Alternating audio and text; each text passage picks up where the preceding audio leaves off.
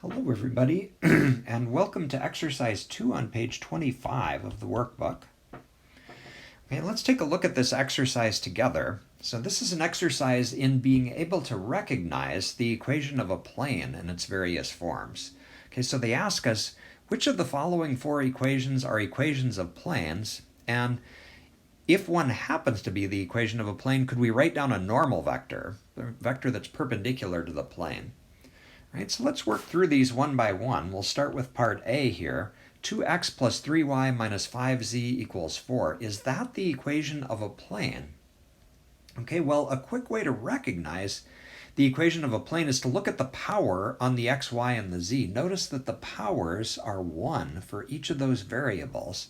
That's a telltale sign that what we're looking at is the equation of a plane. Okay, so the answer for A is yes.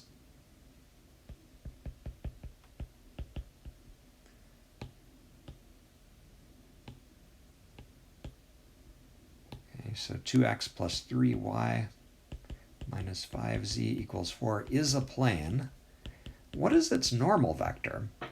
Okay, well, we talked a little bit about this earlier in this section. You can find an easy way to find a normal vector is to look at the coefficients on the x, y, and the z. 2, 3, and negative 5. Those tell you the components of a vector that would be normal. Okay, so a normal vector we could write as n equals 2i plus 3j minus 5k. Just taking those coefficients. Okay, that vector has to be normal to the plane. Okay, so that's part A.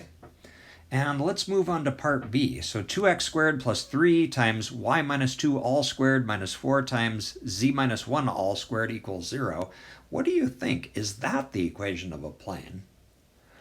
Okay, well, that is definitely not the equation of a plane, and the problem is those 2's there. We've got quadratic terms, powers of 2. That cannot be an equation of a plane. Plane equations have to have x, y's, and z's raised to the first power. Okay, so not the equation of a plane.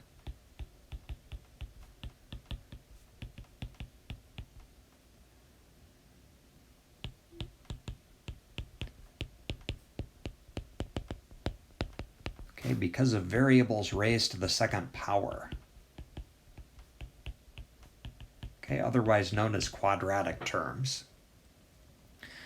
All right, so it's not a plane. We don't need to, so we're not going to worry about a normal vector. All right, what about C? Okay, so C looks like y equals 2x minus 1. Now, is that the equation of a plane?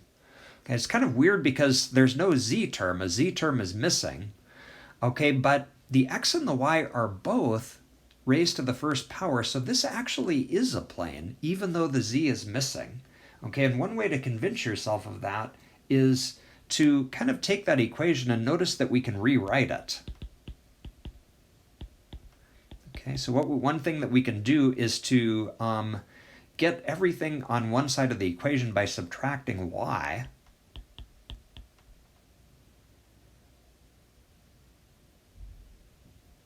Okay, and then adding the 1 over.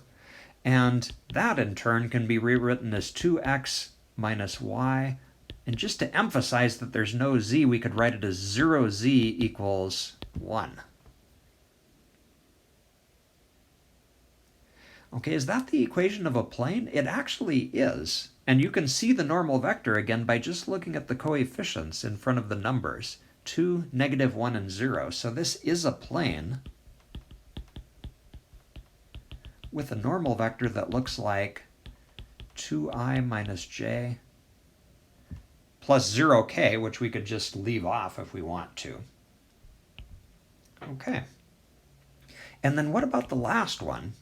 F of xy equals 4 minus 2y. Well, first of all, remember that we could write that equivalently by just thinking of f of xy, giving it a variable named z. So we're really talking about an equation that looks like z equals 4 minus 2y.